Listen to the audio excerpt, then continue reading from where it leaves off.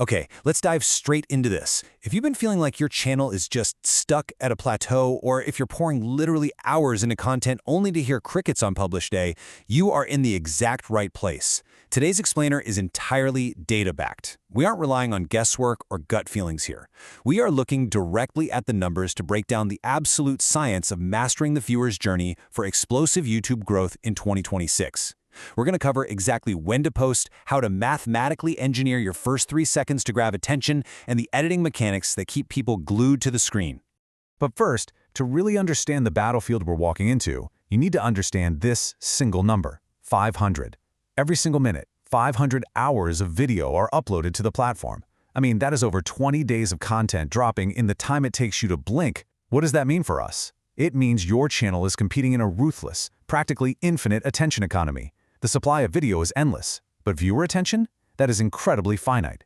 At this staggering volume, your content absolutely does not have the luxury of slowly building momentum over a few weeks. You have to strike with absolute precision. So let's get into phase 1, beating the first 48 hours.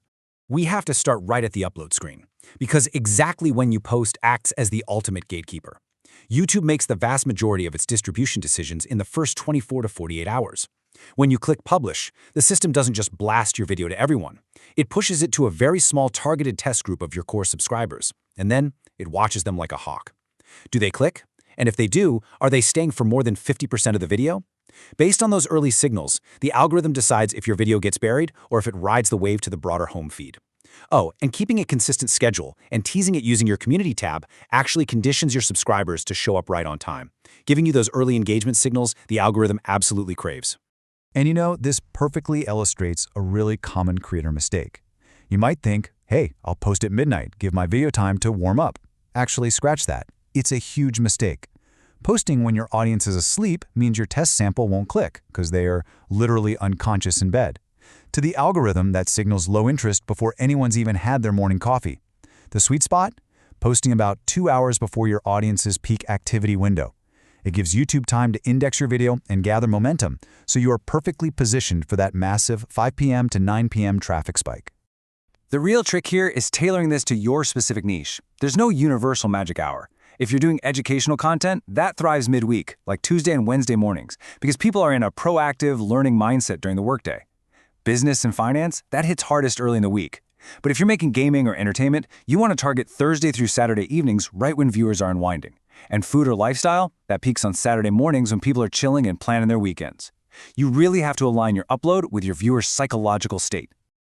All right, moving on to phase 2, the 3-second hook. So you've used some killer thumbnail psychology, high contrast colors, emotionally resonant faces to get them in the door. Great, but now the real battle begins. You have to hook them instantly by creating what cognitive psychologists call an open loop. Basically, this is an unresolved idea or a massive curiosity gap. Human brains are literally wired to seek closure. We hate unresolved patterns. It's like watching a glass fall off a table and the clip cutting out right before it shatters. When you open a loop in those first 3 seconds, whether it's a high-stakes question or a bizarre visual, you make scrolling away feel physically uncomfortable. They just have to stick around for the answer.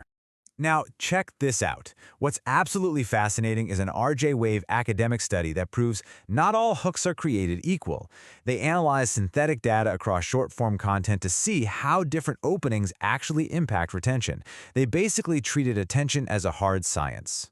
And the data here is crystal clear. Look at the massive advantage of that combined hook on the left.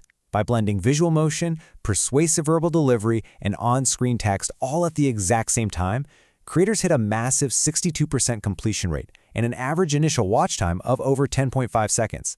Visual-only hooks are okay, capturing about 58%, but verbal or textual hooks on their own, they lag way behind. To win those first 3 seconds, you got to engage multiple cognitive channels simultaneously. Let's transition to phase 3, high retention editing secrets. Once you've hooked them, your next job is keeping them engaged for the rest of the runtime. The post-production experts at 601 Media have this down to a science. It's all about managing cognitive load and dopamine cycles.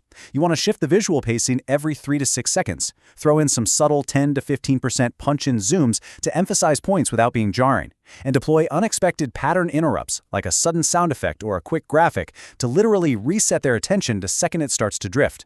You are essentially hacking their dopamine. It's a constant dance of tension and release, so boredom never even has a chance to set in. But the foundational rule here is incredibly simple yet totally brutal. Cut ruthlessly. You have to eliminate dead space, filler words, and slow transitions. Why? Because every micro drop-off is a viewer feeling like their time is being wasted, and that absolutely tanks your average view duration. If a frame doesn't advance the story, clarify a point, or get a laugh, it's dead weight. Toss it out. Which brings us to our final step, Phase 4, iterating with analytics. We are moving out of the editing bay and back into YouTube Studio to build a constant data-driven feedback loop. The best creators don't guess. They iterate based on hard numbers. So let's find your personal optimal upload time. Go into your Studio Analytics, hit the Audience tab, and look for that purple heat map. The darkest purple blocks, those are your peak hours. Now just subtract 2 to 3 hours from that peak. Boom, that is your personalized upload window. Commit to it, engage via your Community tab during that window, and track it for 90 days to confirm the pattern. Then, pair that custom schedule with some rigorous analysis of your retention graphs. When you're looking at your retention curve, a flat line is absolute gold. It means people are locked in. But a steep downward slope, that's a friction point. That is exactly where your pacing died, or where an open loop completely failed to deliver. A/B test different editing styles and analyze those drop-offs to turn your editing into a measurable science. To sum the whole shebang up, explosive growth is definitely not an accident. It is the direct result of algorithmic timing, multisensory hooks, and just ruthless editing. So I'm going to leave you with this to consider before you hit publish next time. Are you actively engineering your viewer's journey right from frame one? Or are you just leaving your 2026 growth entirely up to chance?